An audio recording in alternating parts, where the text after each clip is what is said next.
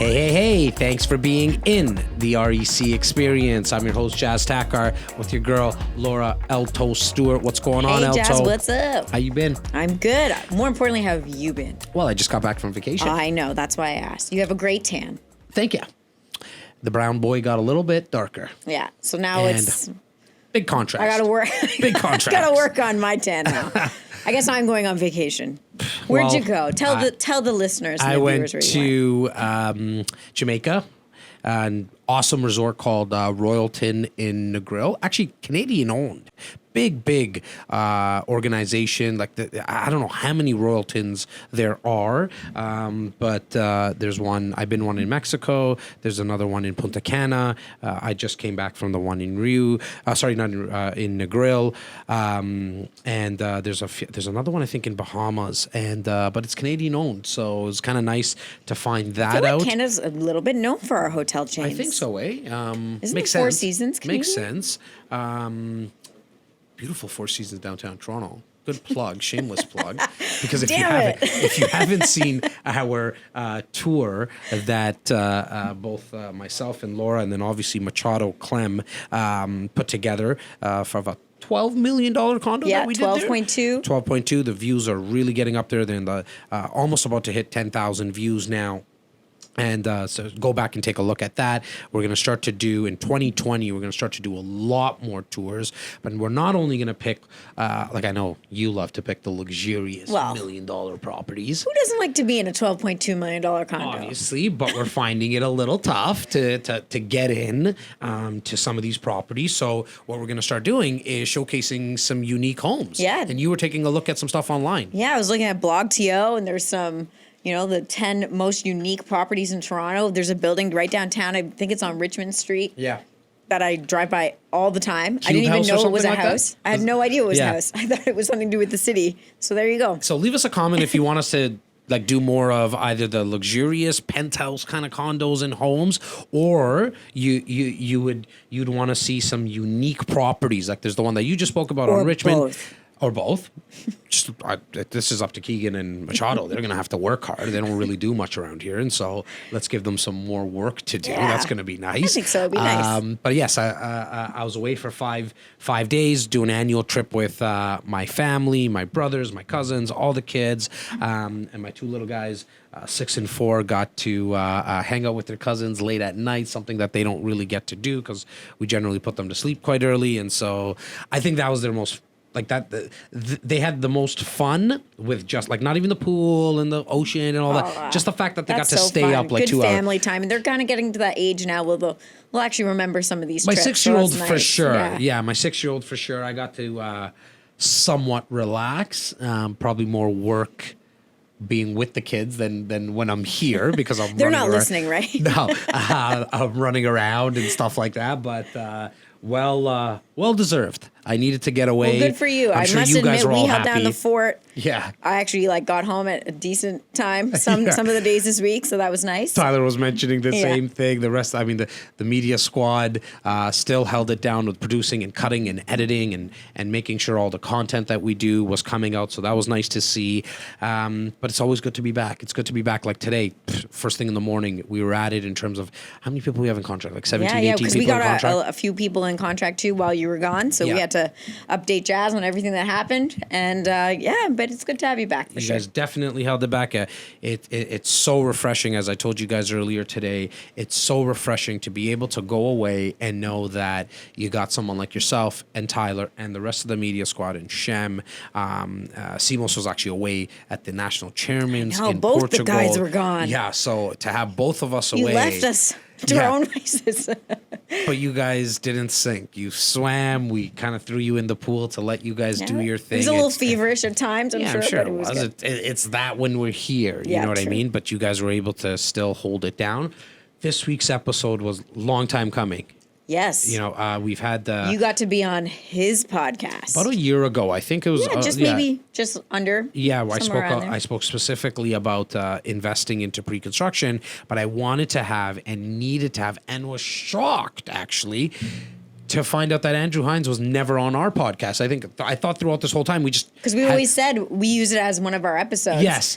although you were technically on his podcast, and we used it as one of our episodes, and it was a great episode. But then we always just talked about it as being one of ours, and then we thought, wait a second, let's interview him and get his ideas on investing and how he's grown his own business, podcasts, investments, everything like that. And he's a wealth of knowledge. You guys will hear me say it in the episode tons of times, like make sure you check out his podcast, but go check out his podcast, the Andrew Hines podcast. We share a lot of the same listeners.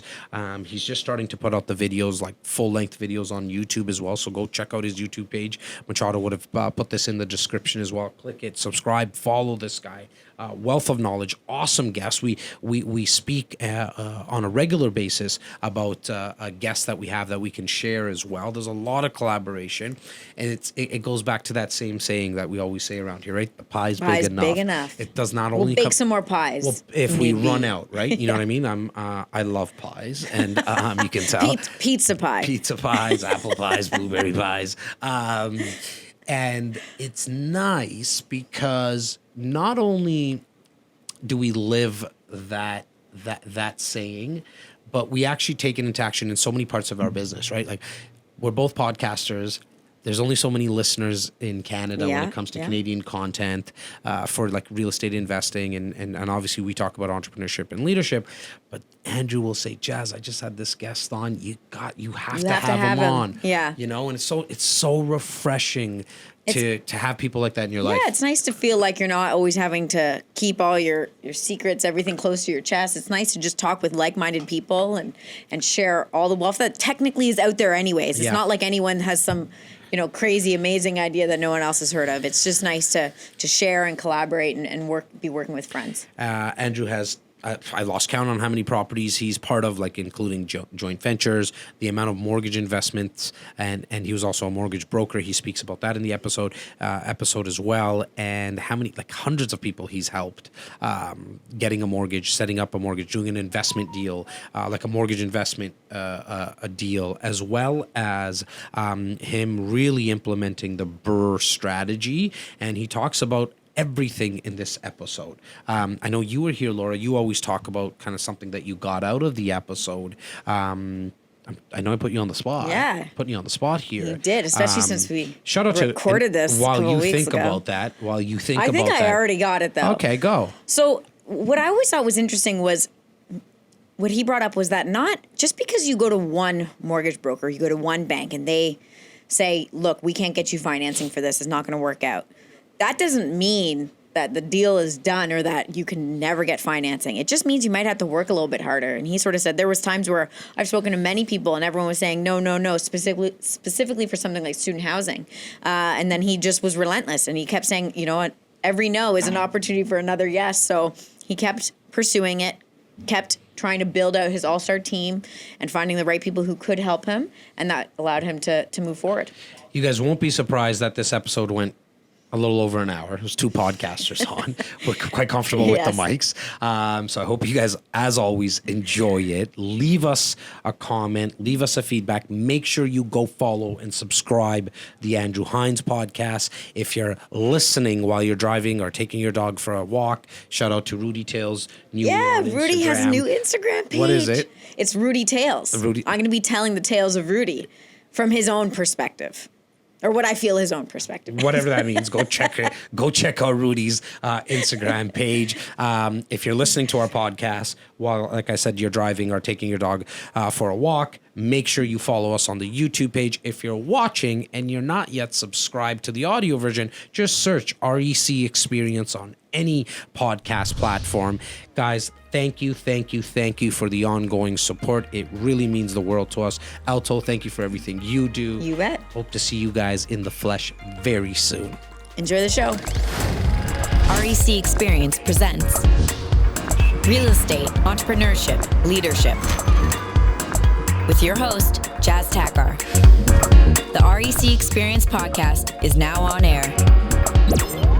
So about a year ago, I had the pleasure of being on this gentleman's podcast, and I gotta tell you, I was shocked with the amount of people that reached out to me and said, wow, we didn't even know that you knew Andrew.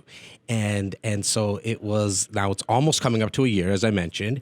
And I saw you again a couple of weeks ago in Niagara at a big investment conference. And I was like, Andrew, I've never had you on my podcast. This is like so weird. I forgot we just were jiving the last time I was a guest on yours. And I was like, this is a no-brainer. I need to have you on. So thank you so much for joining me, my man. Yeah, thanks for having me. It is Andrew Hines. He is, the podcast is the Andrew Hines podcast, right? The Andrew Hines Real Estate Investing Podcast. Okay. So guys, if you have not checked this out, a lot of our listeners at REC Experience, they listen to you a lot as well. But for the ones who have not yet subscribed or followed or following Andrew's podcast, do me a favor. And more importantly, do yourself a favor and check the episode description. Go click the link. Go follow his podcast. This guy has some amazing guests. But more importantly, and I'm not just saying this because you're here, my man, you've done a lot in the world of investing in real estate. I had a meetup about a week ago and had about 50 young investors. They're probably about 25 to 35. And every single person to a T, no exaggeration. They're like, Jas, we love listening to your podcast, and there's another one we always listen to. It's Andrew's. So it was amazing. Like, what we're doing is kind of cool. Like, what's come out of doing this podcast? How did yours start? So, well, you're a fan of Gary Vee. Yes. And you had him on the podcast, which we were nerding out about before, because I'm like, how did you do that? Yeah. Big fish. You swing for the fences. So I try. I discovered Gary Vee end of 2018. Okay. I had heard the name, never really looked into him, and then I got into his message. Crushing It was the first book that I sort of consumed. Yeah. And I'm just like, what have I been doing? I was living under a rock. I wasn't telling anyone what I was doing. I was doing project after project. I had photos, videos on my phone, but I never shared it because I'm like, I don't really want the attention. I don't really want to get into that. And then I just realized how terrible of an attitude that was, because now I look at it and I'm like, building the personal brand, focusing on just what I want to talk about anyway, is like such a win-win, right? If I add value to people in a way that they enjoy consuming and I'm enjoying talking about it, that's like, it's not work at that point. And the blue eyes always help as well. The camera obviously likes you. The mics like your voice. So I'm told. I didn't think I had a radio voice, but some people are like, oh, you just got that radio voice. Really? Well, the good thing is they're not saying that you have a face for radio, right? You know what I mean? So I didn't say radio face. So were you always thinking you're going to start it off as an investment podcast? And I know that's what you're still obviously focused on. You know what? It was a friend of mine, actually, Jacob's best friend from growing up. Shout out to Jacob Campanero, brother-in-law of Andrew. Yeah, works with REC. Yeah. He's an ambassador of ours for a very long time. Shout out to Carmen as well, who's been in our world for a very long time. But you were saying, so one of Jacob's best friends, I've known him for as long as I've been, sort of in the family, and he would just always ask me, all this stuff about real estate, and he's like, man, you really do need to start a podcast, because he was big on Instagram. He encouraged me to start posting, so I started posting. Got it. And then he's like, no, next step is podcast. So sure enough, this guy knows his stuff, and it was a fit.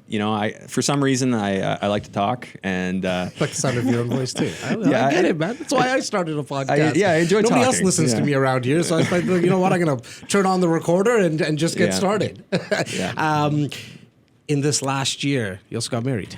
Congratulations. I got married. Absolutely. How was all that, and the stress of planning and all that kind of stuff? Lots of stress, lots of big checks to write. So something I figured just buy the ring and you're kind of that was the hard work. No, so we were doing dance lessons.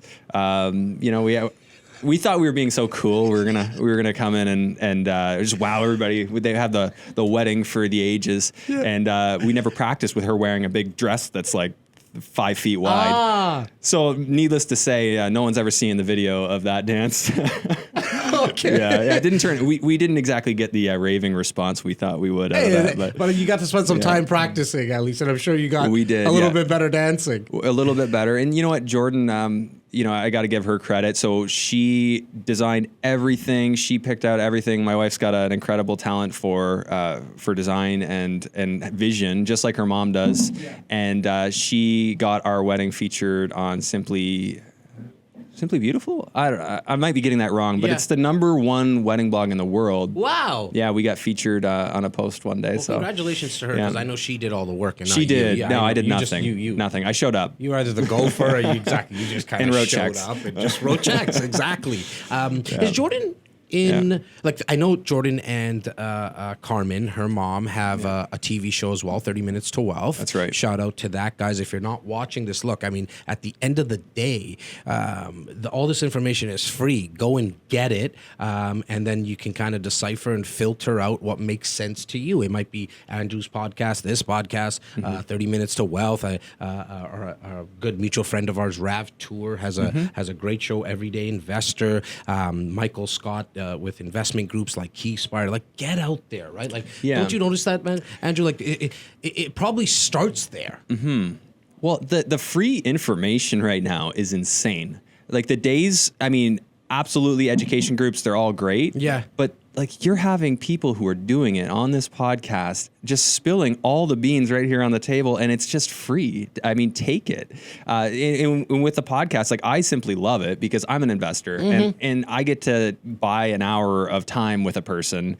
And all it takes is I'm just going to release an episode, which is value to all my listeners. And now I get to sit with that person for an hour. And then when the podcast ends, I ask them a bunch more questions that are maybe a little too sophisticated for the content of the podcast. Right. And I get my fix, right? It's like a free coaching session with somebody who's done something different from me that I'm interested in. I love that. I love that insight, right? Because I see what you're also starting to do now. And guys, if you're not following Andrew on Instagram and on socials, you should, because you're dropping little clips now and some images. You're doing on the way here. You were on Instagram Live. First time. How'd it go? You know what? It went pretty well. I'm pretty quick on my feet. I've got a public speaking background. Yeah. I had a bunch of questions come in yesterday. And apparently I missed the 24-hour cutoff, so I couldn't pull them up on the live. But it was all like these questions about mortgage qualifying, because my background's in mortgages, and that was my gateway into real estate investing. Well, it's a great segue into what I was going to talk to you about, man. Like, how, more importantly, when did you start with, like, thinking, you know what, real estate is going to be something that I'm going to get more educated about and started actually investing? Like, how did that happen? Is this something from your parents? Like, how did this all kind of get started? In a way, it's from my parents, because they didn't invest in real estate. They had their home. I love that, because it's the same thing for me. Yeah. I love it because my parents, taxi driver dad, factory worker mom, and they never got into real estate. And I knew, I was like, this is something I'm going to do. Go. Right. So I went to Western. So we'll go back to growing up. My parents, they tried to do the best for us. They wanted to take us to Europe. They wanted to give us a fun childhood. I have 4 siblings, so 5 kids, plus my parents. I'm the youngest. Oh, cool. So I was, wearing all my brother's hand-me-downs. And, the thing I started to notice growing up was, they would argue about money here and there. Like, I would hear, oh, we can't afford that. And the words "we can't afford that" really kind of like burned into my mind, and I hated it. And I'm just like, you know what? I'm going to do things differently. And when I go to school, if I need to go to school for 7 years, because that's what makes money. Because when I was a kid, I thought going to school for 7 years was how you get rich and wealthy. And then I realized, no, that's not the case. So I was in Western. I decided to go focus on doing business. So I went to the Ivy Business School at Western. But in my first 2 years before I got into Ivy, I had friends living in these 4 townhouses right in front of the gates at Western University. Okay. And they were 4-story townhouses. There were 5 bedrooms in each story. So there was 20 bedrooms per townhouse. Wow. So 80 bedrooms on a corner. Okay. I worked out some rough math, and I figured that the guy, this was just my assumptions at the time. The guy was probably making about $130,000, $140,000 net after his taxes on these buildings. And I'm like, well, that would be like 1.5 times what my dad's salary is. And this guy doesn't even need to work. Like, he just needs to put tenants in, and he gets paid when he's sleeping. And it was at that moment I'm like, wow, like, my mission in life is now to just own buildings like this. Wow. So that's what sparked it. And I had no idea how. Right. I knew I wanted to be an entrepreneur. I knew I couldn't really handle, having a boss. And so I went to business school, and they're like, become an accountant, become a consultant, become an iBanker, work in marketing and HR, and none of that stuff fit. So immediately when I graduated, I saw a poster on the wall, 4 months from graduation, still not knowing what I was going to do. And it's like, want to teach business 20 at the time, which was 1220. It basically it's entrepreneurship. So it was case study entrepreneurship, people starting small businesses, and I'm like, yes, I love it. Like, right. I love that resonated with you. Yeah, I love people with the passion, dream that will go chase it, and you know, they see something bigger and they want to go find a way to make that happen. So really, the course was just about kind of mentoring young people into, you know, case study business situations on how to be successful. But eventually there came a point where I'm like, okay, now it's time for me to go out there and actually do it. Okay. And that was, so 2011 came, I started working with Carmen. You know, the stars aligned. I met Jordan. And you know, she's like, oh, I have a feeling you started working with Carmen because of Jordan. You saw her somewhere, right? Yeah, and you're like, this is my way in. Yeah. So I was talking to Jordan when Jordan and I were getting to know each other. Yeah. My wife now. So this is like 10 years ago almost. She's like, oh, you should speak with my mom. She's a real estate developer, investor. I'm like, excuse me, how is this possible? Because she's like, what do you want to do? I'm like, I want to invest in real estate, but I have no idea how. Okay. Where most people start, right? Yeah. Like, I have no idea where to. So now you sit down with Carmen, and Carmen, for anyone who's listening, we spoke about the 30 Minutes to Wealth, but she's essentially the founder of ProFund Mortgages, right? Yes. And alongside a lot of other companies as well. They're into, what is Carmen up to? Just give me kind of a couple of sentences on what Carmen's doing, because then our listeners and viewers can get a sense of how and what you learned from her as well, right? Well, she was big in the private financing world when I met her. Like, you know, we sat down and she was talking about investments and oh, my investors get 12%. I'm like, what? That doesn't make sense. 12% a month, like annually, is paid monthly. I'm like, I come from business school and they're talking about like 3-4%. We're doing good this year. I'm like, my student loans are that much. So when she said that, it was sort of a transformational thing. And I was convinced that I needed to learn what she knew. So I went and got my mortgage license because she's a mortgage broker. Right. And I started working for her. And as a mortgage broker. Yeah, as an agent. So I did that for, I still have my license to this date. And now, so what Carmen's into, I mean, they've partnered with Scott McGilvery and started a REIT, which is a real estate investment trust for those who aren't familiar with that. So they're basically acquiring high quality real estate assets, building a massive portfolio out. And people can invest. People can invest into it and have a piece of excellent real estate that you wouldn't otherwise be able to get. So, I mean, she's just a visionary. Like what she comes up with, and her and Richard, her husband, working together, the way they think, and I love getting around people who think big. Right. I don't want to be around people who think small unless I'm charging for it. Right. Look, I mean, if you're going to go make money, you might as well make bags of it, right? Like if you're going to put in the work, you might as well go and think big. I love that. It doesn't pay to think small. That's so true. It really doesn't. Like once you start thinking big, you'll realize that it's not necessarily more work to think big and to do big. You just have to align the pieces a bit differently. The brain actually doesn't even know the difference. Right. Like with what's real and what's not real, right? When talking about visionary and visualization, the brain can't really tell the difference if something is real or if it's something that you're visualizing. It's what Olympic racers do, right? That's why they visualize, right? That's why they visualize. So now, mortgage broker for how long at this time? You started 2011, 2012-ish. Did you go like into actually practicing as a mortgage agent? Well, initially, in a sales role, you caught on to something a lot sooner than that. You know what? I wasn't sold on being an agent. I wasn't sold on it. It wasn't what I wanted. I just wanted to get around her. So I would just go sit in her office. I just sat in her office. I mean, I had my license, but I wasn't active. I would sit in her office every day. I drive up from London. So I drive an hour and a half to sit in her office in Burlington. Okay, go on. And just for 6 hours a day, listen to her take calls. Eavesdrop. With her permission. Oh, yeah, she was good with it. No, I tell my boy Luke, right? He walked you in today, and Luke just joined us a couple of weeks ago, and I said, look, every single time you have a second to eavesdrop on any one of our conversations, like that is exactly what you should be doing. It's your education. It's right there. And it's not only is it free education, but it's real life education. You're hearing Carmen, who has years of experience. Like she's probably been doing this for a few decades. Yeah. And you're going to be able to cut it probably in half now, right, Andrew? Because she's hit her head against the wall. You don't have to. Right. And she's somebody who's, from nothing started. Right. And from extreme failure, like picked herself up, and turned herself into someone who is directly or indirectly an owner of thousands of units. of real estate. So when somebody like that speaks, I'm listening. I'm trying to figure it out. Probably it's a good idea too. Yeah. So a couple of years, you're there, you're eavesdropping. You're obviously being a fly on the wall, which is awesome. You know, I always say about our podcasts in general, like listeners and viewers now have the opportunity to be flies on the walls of conversations we're having, right? And so, what's the next aha moment while you're sitting there? Well, she pushed me a bit, right? So I started working, really aggressively in mortgages. She had an opportunity for me to come on, work in the office and start basically underwriting her deals. Okay. And I got to start working with investors. Well, it wasn't long before I met some people doing some deals, and I had an opportunity come by my way, and I bought my first property. It was like April 2011. What was it? It was just this little single family home, terrible house, but it was my first. Three bedrooms? 3-bedroom, yeah. Basement apartment, Wonky floors, on septic, all the mistakes you shouldn't really make. But you know what? It was kind of failing forward, taking action. I bought it for $129,000. Okay, it was just so I don't want to skip over something you just said, man. You said failing forward and you said taking action. What do you remember about the time before you actually signed?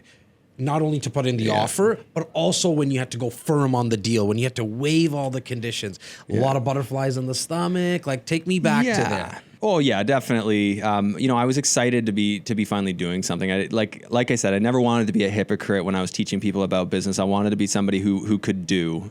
And so that one, it was exciting. It was exciting to know. I wore a suit when I went to the lawyer's office. What made you just wanted to, like, I'm professional and I'm gonna. I wanted to feel accomplished. I don't know. Didn't get to wear that. Didn't get to wear suits that often. Did you put a tie on too? I did. Okay, cool. Full out. Yeah, I went full out. So you go there, you do this closing. So single family home. What did you buy it for? 129, and I ended up, that one ended up having some decent cash flow. So that was the big appeal, But it was kind of that model of buy like kind of not great real estate, and you get better cash flow, but you also get more problems. And I had to learn that lesson. Okay. So I bought my next property about 6 months later through money I'd saved up from working, like just trying to save every penny. And then I hit a wall, and it's like, now what? I had spent all the money I had on down payments, and you have 2 properties now in the portfolio at this time. That's still really good. But it felt like a wall. And was the wall coming from how am I going to get more financing, or the fact how am that I going to get more money? How am I going to get more properties? Got it. So at that point, it took me quite some time to realize that the next step was me working on me to be smarter, more capable, better at real estate investing, to be able to attract, if I wanted, partners, to be able to see opportunity and find ways to get my money out. And it took me quite some time to learn what they now call as the BRRRR model, where you buy, renovate, rent, refinance, and repeat. That's something I more stumbled onto and realized in like 2015, 2016. Okay. Yeah. But now in that time period from your second property to like 2016, you said you were working on yourself. Well, so to bring more value, I guess, to the marketplace, right? But what did that really, like, what were you trying to do? Were you just getting more educated? Were you hanging around, surrounding yourself with people that have more doors than you? Yeah. So, similar to what I did with Carmen, I kept working with these clients, and I've got to be completely honest here. I really didn't like underwriting mortgages. Right. I just loved. You have a passion. You're moving paper around. That's not you. Like, look at that smile on your face. The fact that you can speak really, really well. It's easy for you. It would actually, in my opinion, Andrew, it would have been a disservice if you became and stuck with being a mortgage agent, and a disservice to the world. Why? Because you and I wouldn't be sitting here right now, and our viewers and listeners, and Luke at 19 years old, and a lot of our other viewers and listeners at that age would not be able to take from your experience now, right? Right. And so we tell people all the time, like, do what you're passionate about, right? And I wish, the information is so much better now. But, so at the time, there's no Instagram, Facebooks, and LinkedIn. And I didn't know of the meetups, although I should have been going out to like Rain, but I didn't know what I didn't know at the time. So I kept doing those deals. I would work for investors that were flipping stuff. And I learned Carmen's model for private financing, for finding deals, for going in with private and refinancing with the bank. So I was learning from her, but then I also went to a networking event. She told me, go out and get out in these networking events. Go to meetups, alumni events for your school. So I started going out. I met a good friend of mine now. We've been friends for about 8-9 years. He was in the student rental game, just crushing it, just buying property after property. Nothing scared him. He was just a winner at heart. So I'd go and sit in his office and just hang out for an afternoon a week. Wednesdays at like 1 o'clock to 4 o'clock. I just go sit in his office. Guys and gals that are listening, please because Andrew went over it quite quickly because he's talking about himself and he's a very humble guy. But I need you to really hear and see what he just said, which was, I was working with developers. I just went there. I was sitting there for free. Yeah, I didn't paid for this. You weren't getting paid for this. Yeah. But he's getting paid for it now, and it took some time. You just people just need to have a little bit more patience, right? And put in the work. And if it doesn't make you money at that time, but it's something that makes you happy. Yeah. A funny thing happens in the world where the universe starts to align, and I'm not trying to get all philosophical, but there's some real truth, scientific truth to this, that the right people and the right situations start to come to you. It's not a matter of finding opportunity sometimes. It's just a matter of getting in the way of opportunity. Yeah, being able to see the opportunity. And see the opportunity. I think that's the biggest hurdle people have. They say, I'm moving because there's no deals in my town. I'm like, that is the most ridiculous thing I've heard. Now you're going to a lot of networking events and meetups. So I hear a lot of it from people saying, I'm not going to go. I don't want to go. What am I going to do? Go spend 2 hours and do what? What am I going to talk? So somebody who's watching or listening, there's meetups all over the place. There's a thing called google.com. I've heard of it. Yeah. Okay, you can find all the meetups that are happening in your area. But Yeah. Andrew, what were you doing? And now having like a macro kind of view on things, what should somebody be doing when they're going to these meetups? What should they be looking for? You know, and I'm talking about somebody that might even be a little bit of an introvert. Well, I think the first thing is, do your homework before you go. Okay, what do you mean? Yeah, I mean, they've got your podcast, they got my podcast. There's like 5 other real estate podcasts in Canada that are probably on the show list. Ours is the best. No, I'm playing. Yeah. So there's several that are worth a listen and worth following. Like people who are interested in what I do, I think a lot of them who resonate with my message come out to the meetup. Right. So, I mean, the first thing is like when people reach out to me, I'm like, well, have you listened to all the episodes? Have you gone back to the first 10?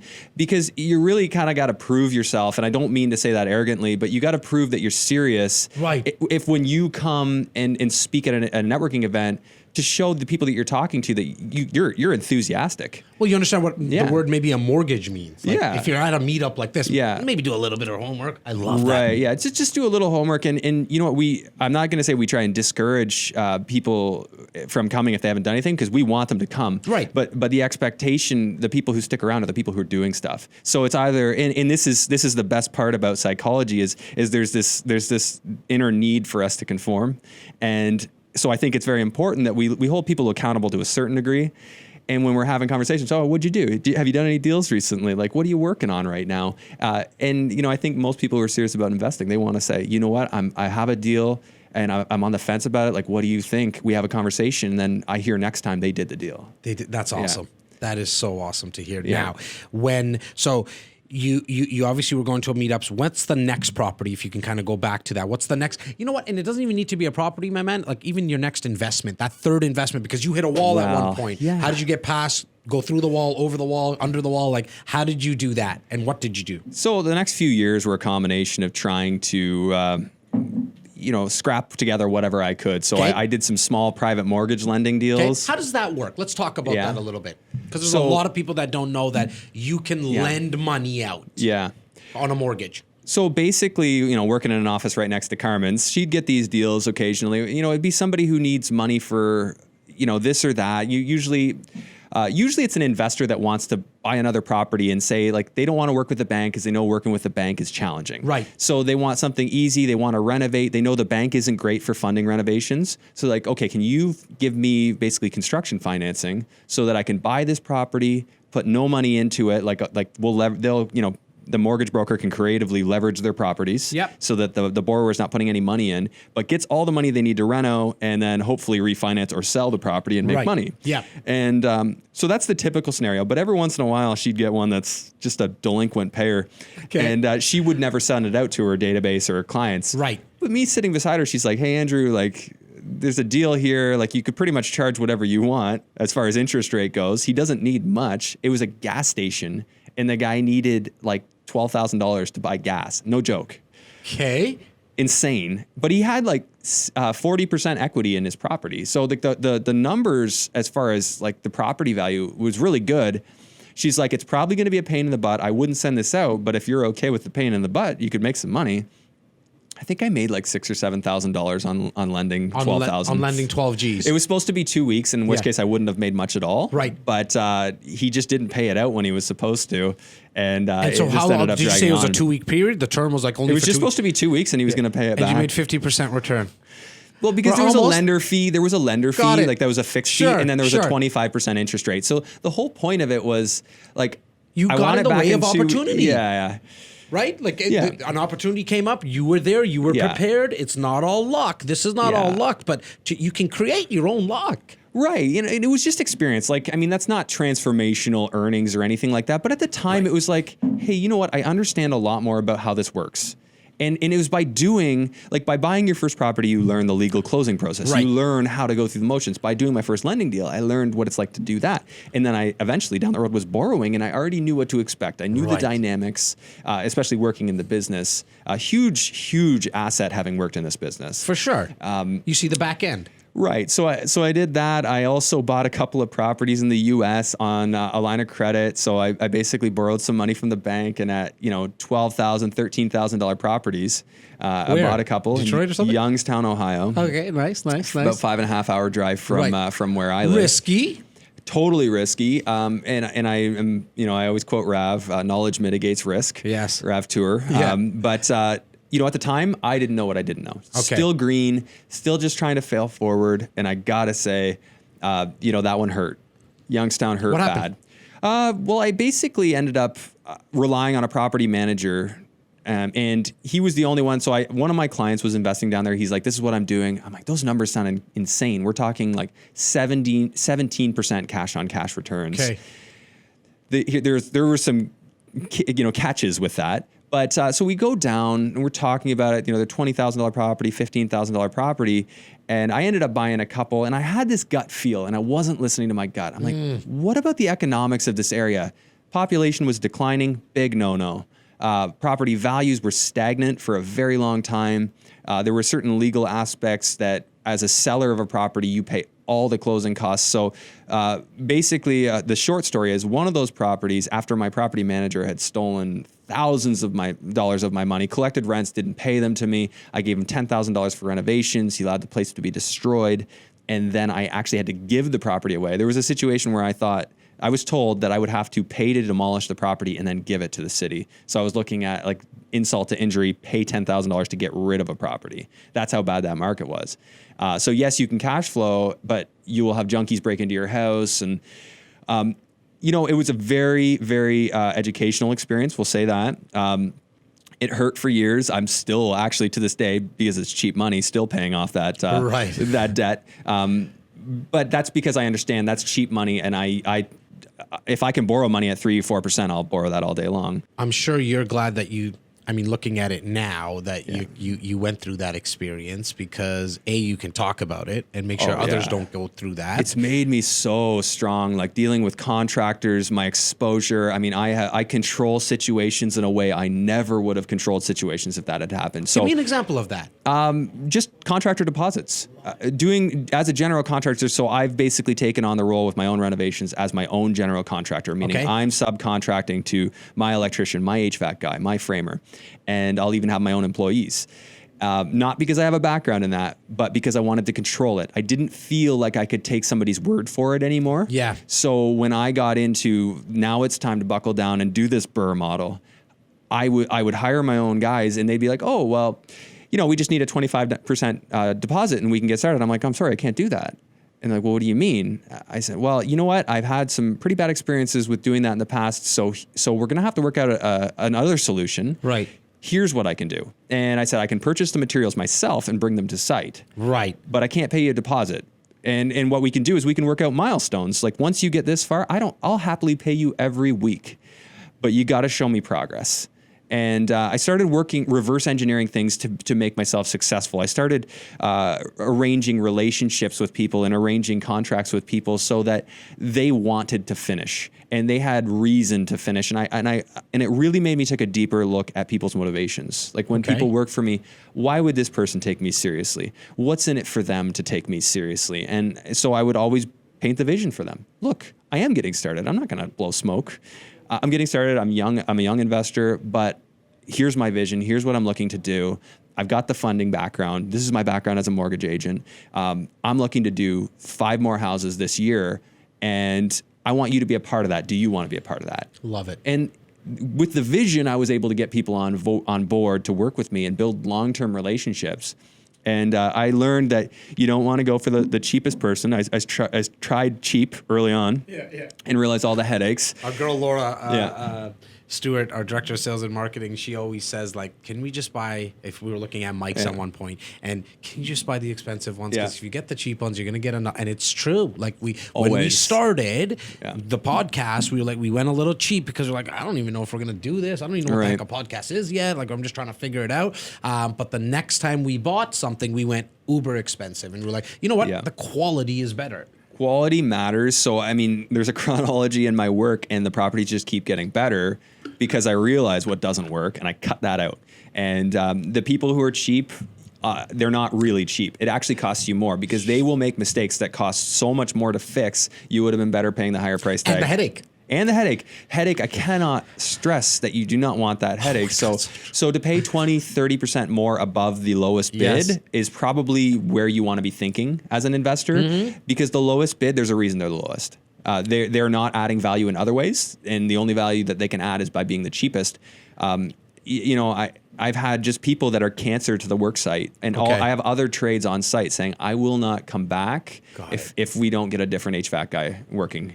And you know what? That HVAC guy I had was just fantastic as far as price goes, quality, but there were things that it just wasn't working with culturally. With other it wasn't people. working. It wasn't working. Now, are you trying to systematize? Like, I guess if you're doing it if you're doing renovations in a specific area, you're probably using the same people. Or are you starting to find that your guys even are going out of your like the area that you're looking at? They will travel for me to a certain degree. Like I keep people busy, so. I have one guy that, he'll come to Burlington. He's based out of Woodstock. He'll come to Burlington for me, Hamilton, anywhere I go, he'll go pretty much within reason. Nice. And because he knows I'm good to him, I care about the people who work for me. Their welfare and their getting paid is my priority because I make an agreement with them. And that's the reciprocity there that, when you build relationships with people and they care about you back and treat you well, that can't be understated how important that is in this game. You mentioned earlier about your friend in student housing. Yes. And his investments.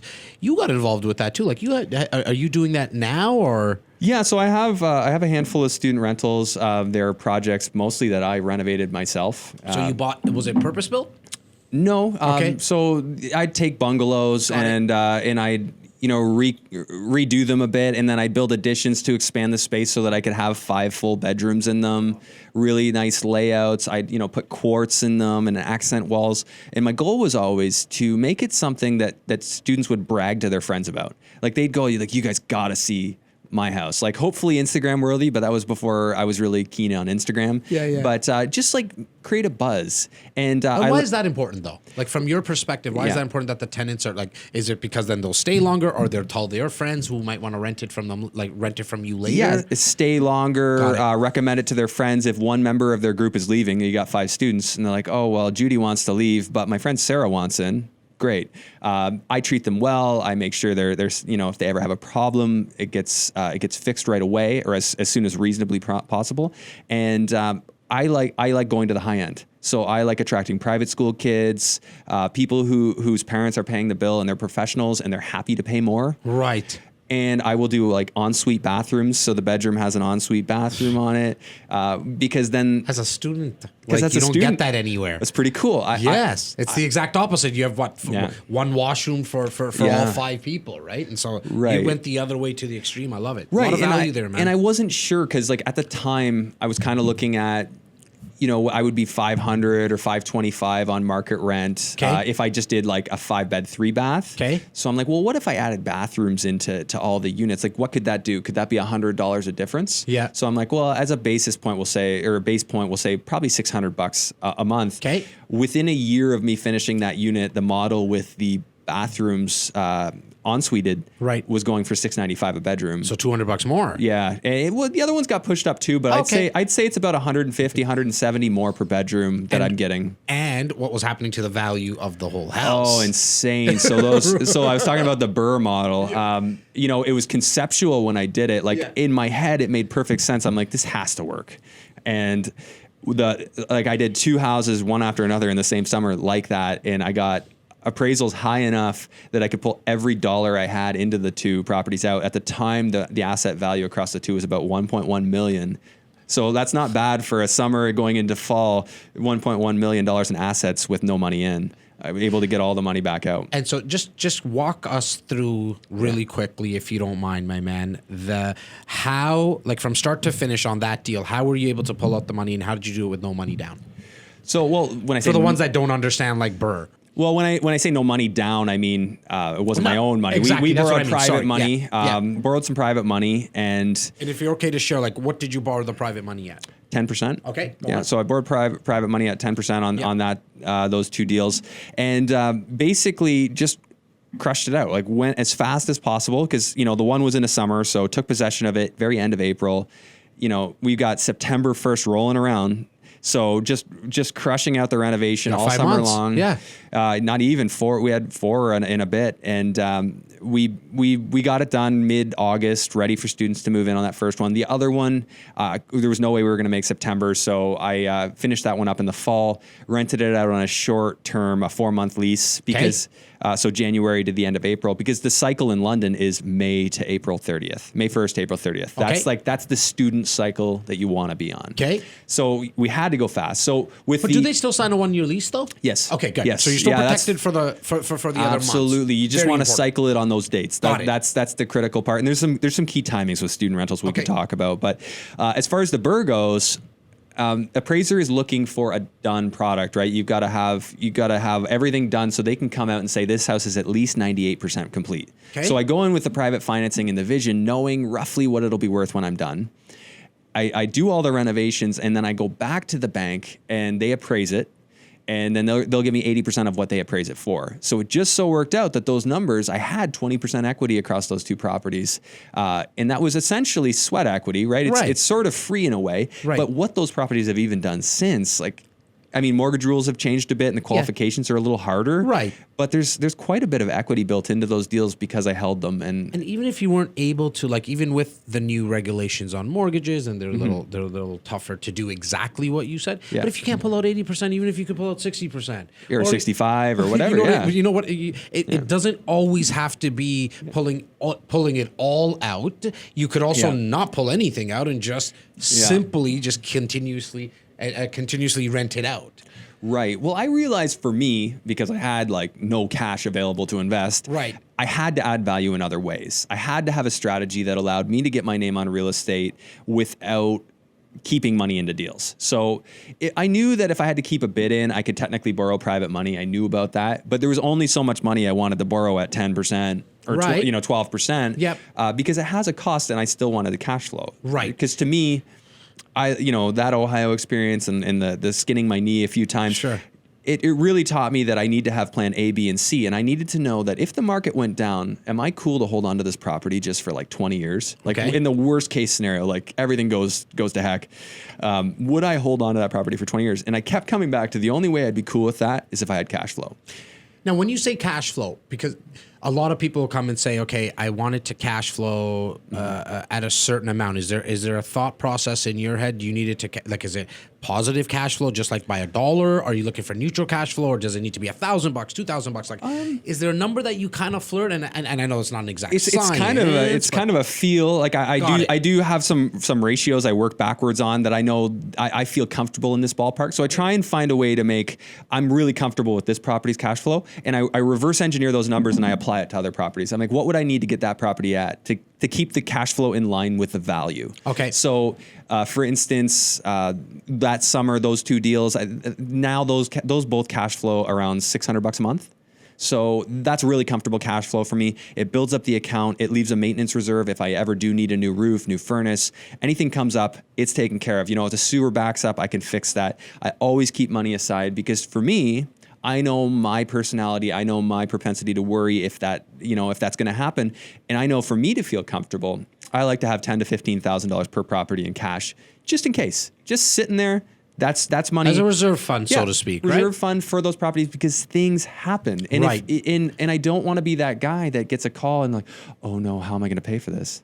And so that was why I started doing that. And I realized that keeping cash on hand took worry out of my life. And as an investor, if you have worry, it means you need to adjust your approach. It means that you're not approaching investing right for you, for how you feel. So if a little more cash in the accounts makes that feel better for you, borrow more and keep it in an operating account so that you have it, or have a line of credit available, whatever it takes for you to feel, just have that line of credit, even just as a source of emergency funds. Spend maybe less somewhere else on something fancy that the novelty generally wears off on those things anyways, and put that into that reserve fund account for the property. Right. One of the coolest things you can do if you're still on your first 5 to 10, or even 1 to 5, is you can get home equity lines of credit on your properties, which as they pay off, you free up a line of credit.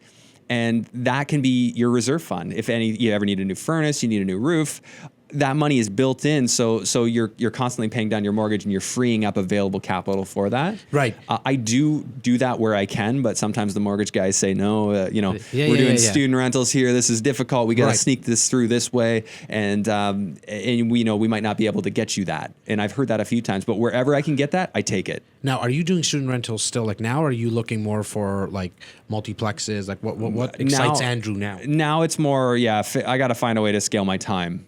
Now it's like student rentals one, the time and effort it was taking. Yes, they're great assets. I love them. I have enough of them that it warrants the systems I have in place to manage them. And I self-manage, again, control.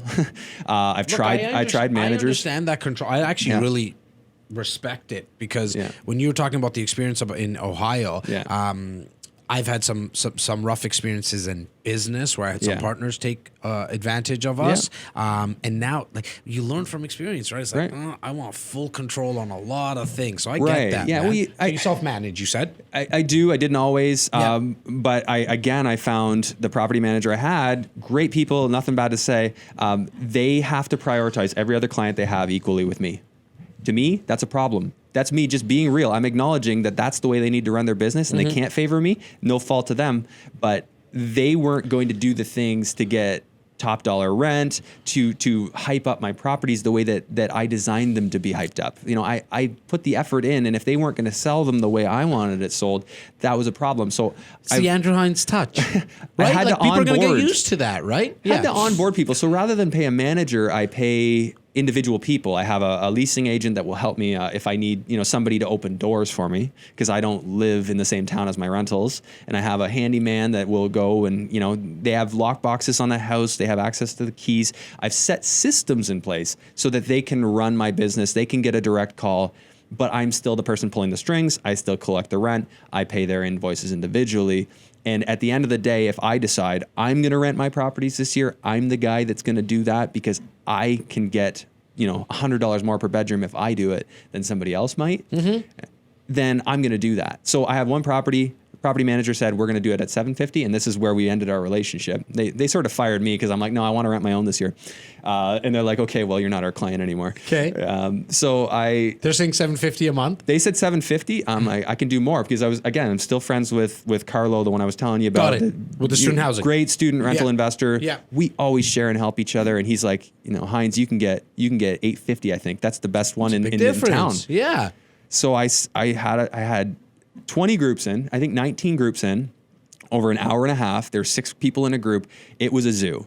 And then I told them each in sets of 5 groups, I said, this is what we're going to do. Obviously, you can see the demand for this is here. This is by far the best student rental that exists this close to campus. And so what we're going to do, $750 is a starting point. But what I'm offering is you the opportunity to make me an offer. And they made offers, and I had the highest offer at $860 a bedroom for a 3-year lease. Usually you only get 1 year. Right. And that, they're a good group of kids. They wanted the best property. They had, parents that were, willing to pay. And I have direct withdrawal coming out of their parents' account into my account. It's a system that I love. It's set up that property cash flows more than $1,000 a month. And, that's a win to me. For sure. So, of course, now when I invest the energy I do into controlling my assets the way I do, now it's time to scale. Now it's time to do multiplexes. I still do love students. I would absolutely do more of them, but I'm looking to do them on scale units. So maybe I can buy 6 units, 10 units, and have them as one property.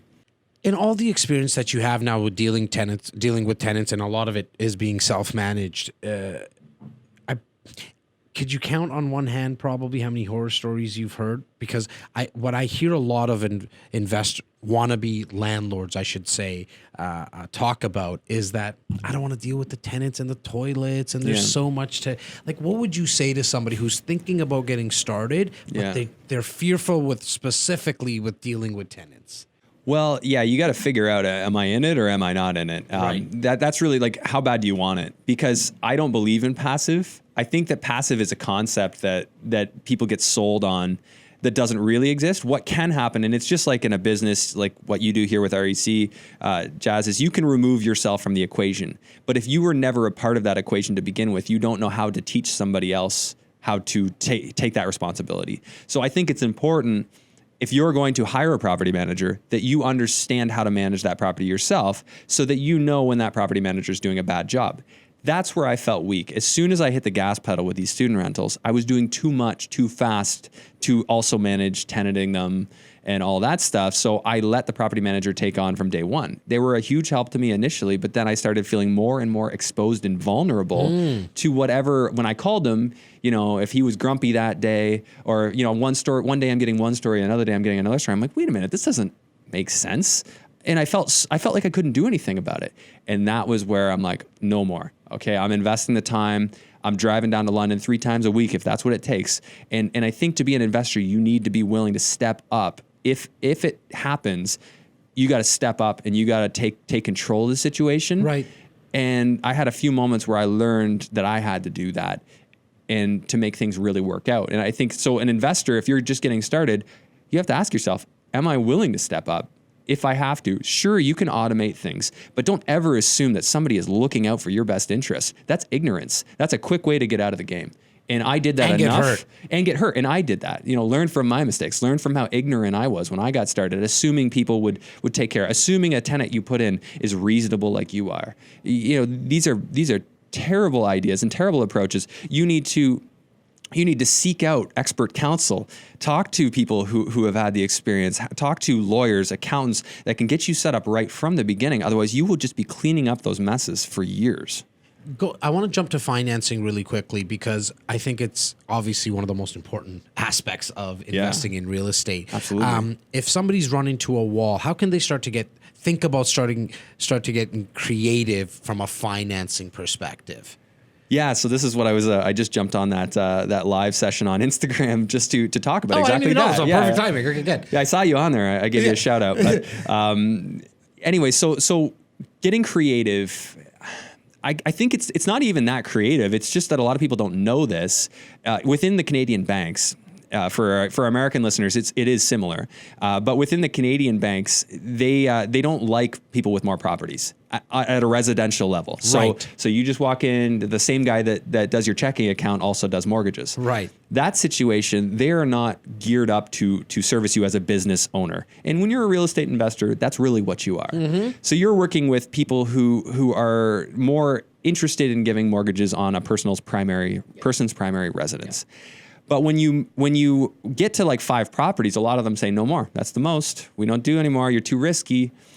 But all you would really have to do is go into that bank and say, could I speak with the commercial lending department? Oh, sure. There's a separate number. They actually have a different office. Okay. You call that number. You speak with somebody. They're like, how many properties do you have? You say 5. And they're like, well, that's a start, but we really would like it if you had a few more than that. So Same bank. same bank, different answer. I love it. Polar opposite answer. Yeah. So there's definitely a few things to consider here.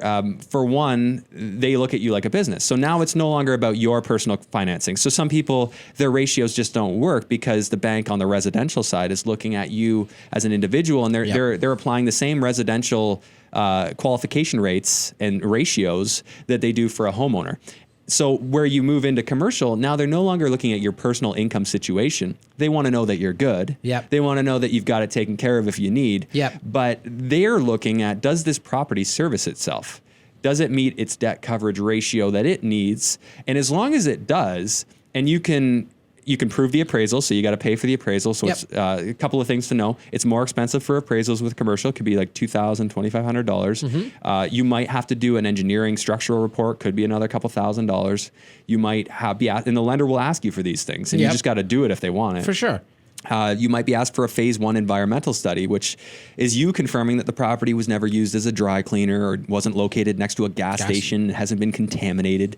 And if phase 1 says phase 2 recommended, now is time to start, thinking price discount or That could be actually a good thing, right? It could be an opportunity. Go back and renegotiate. It could be an opportunity, but yeah. it gets expensive. You do phase 2, you could be into $10,000 in reports and then be told you need to remediate, and you don't know how much that costs. So, Right. Rabbit hole, we're getting into the weeds, but that side of the financing is. So the bank looks at you as a long-term relationship. You're going to go in, you're going to get that first 5-plex or your first 5 properties. You could have 5 separate houses and they could commercially finance them. Yep. But you need 5 doors or more. Or sometimes it's 4, but usually 5 more. Yeah, but usually 5 and more. Yeah.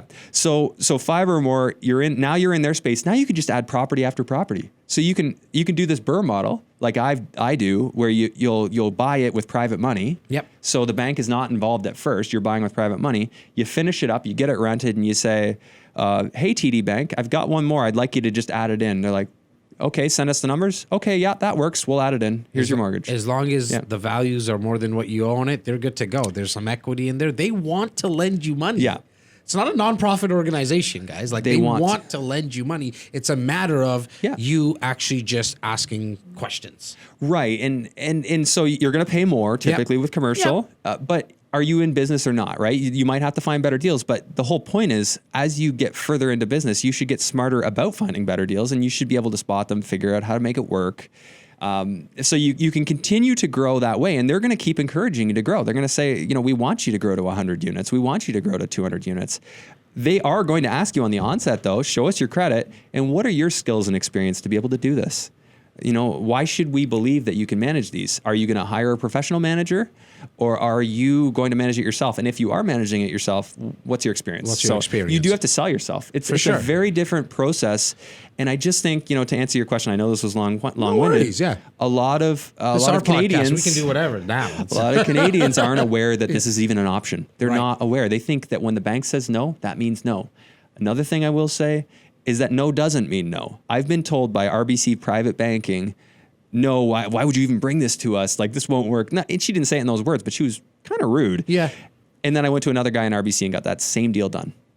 So no doesn't mean no. Just because one person can't even do it, just great experience, right? Like, Yeah.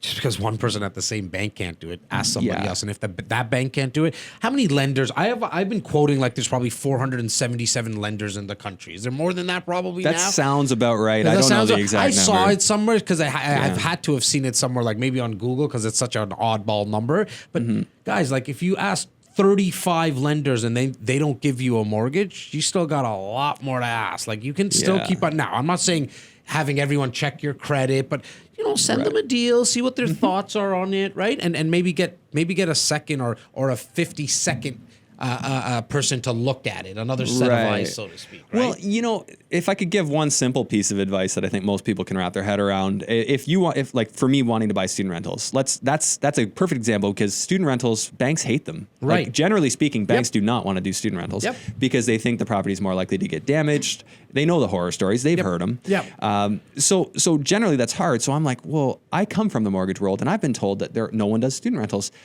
Yet student rentals exist.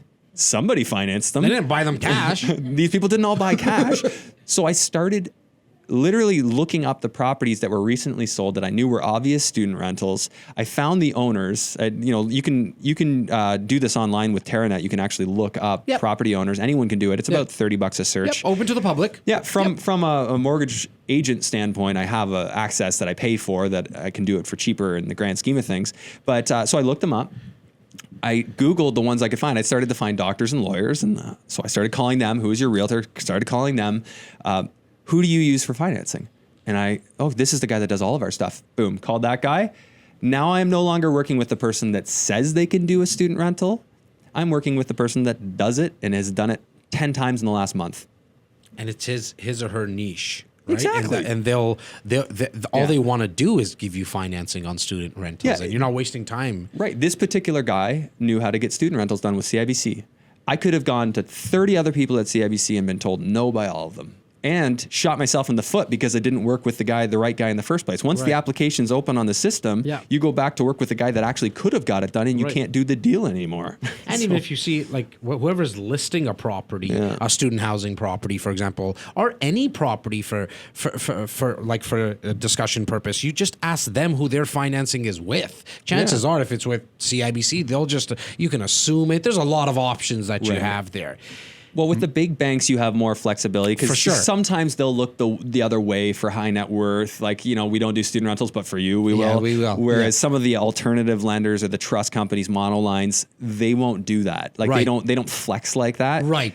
So you might have more flex if you work with a bank. But like I said, it's all the same. If you find out when you make those calls, if you find out it was a mortgage broker, that's probably your guy. Exactly. You don't need to work with the bank directly. You can work with a broker if they have a particular savvy for getting things done. Well, I've always advocated in the 15 years I've been in the business to always work with an independent mortgage broker, not only if you're investing, but definitely, in my opinion, when you're investing, because they just have access to so much more, especially if you're looking at your first home or second home, because an independent mortgage broker, most of the time, it doesn't cost you anything, and they do all the homework, they do all the research, they do all the legwork. They're the expert, right? They're the expert. You do the credit check. They do the credit check once. They have your file, and then they shop for you, essentially. Right. It's like a personal shopper, Yeah. right? Like in terms of a mortgage. My man, Andrew, I know how busy you are. I want you to leave my listeners and my viewers with one tip. It could be for somebody who's thinking about investing their first time. It could be for somebody that's opening a business, or somebody who already has 52 doors. The mic is yours. I want you to leave our viewers and listeners with your one tip. So one tip, well, I guess it depends on which person I'm giving it to, but absorb the information that's out there. If wherever you're at, if you're just getting started, the podcasts that are out there are probably enough. Once you get to a certain level, podcasts, you feel like you've heard most of it. Now you get out to the networking events. And then once you've been out to the networking events and you feel like, well, I'm one of the more sophisticated people in the room, find a better room. And in that room, you might have to assemble it. So what I'm looking at doing now, I have my meetup. Now I'm looking at... Give a shout out to your meetup, by the way, man. Yeah, Greater Hamilton REI meetup. We host monthly in the Hamilton area, Burlington, Ontario. We host it. We've had over 60 investors out the last two times.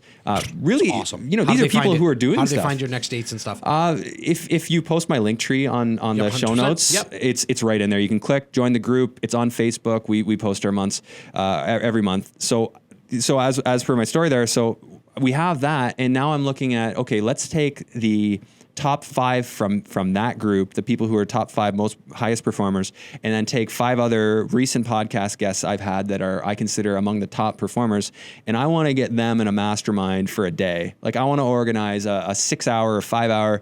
We're going to come in and we're going to talk about growth. We're gonna as a group share our ideas of how you go to the next level. It's all about leveling up, one step forward. How do you advance your education and what you know? Find expert help. along the way. Don't try and do this yourself. Why would you? Why do you need to do that? You can find the experts around you. I love it. Yeah. As you guys just heard and saw, Andrew, it's why at the start of this episode, I said, you gotta start following not only his podcast, but all the stuff he's doing on social, because he's been through it. He has a lot of experience. My tip for you guys today is get outside your comfort zone. Everything and anything that, in my opinion, that you want is right outside that comfort zone. So if you're a little concerned about taking your first step to an investment property, believe me, you get that first investment property, it becomes a drug and you'll get addicted to it and you're going to want to do more. If you're somewhat of an introvert and you don't want to meet people, get started small. Maybe go to a small meetup. Maybe don't start with a 60-person meetup. Try to find one that might only have 3 people at it, just so you can start to one step at a time, as my man Andrew said. Just move the needle a little bit every single day. Be the tortoise. You don't need to be the hare. Thanks, guys. This has been the REC Experience Podcast with Jas Takhar, an REC Canada production. Hey guys, thanks so much for watching and listening. Please take a second right now to subscribe and follow us on whatever podcast platform you're watching or listening. It means the world to me. Thank you.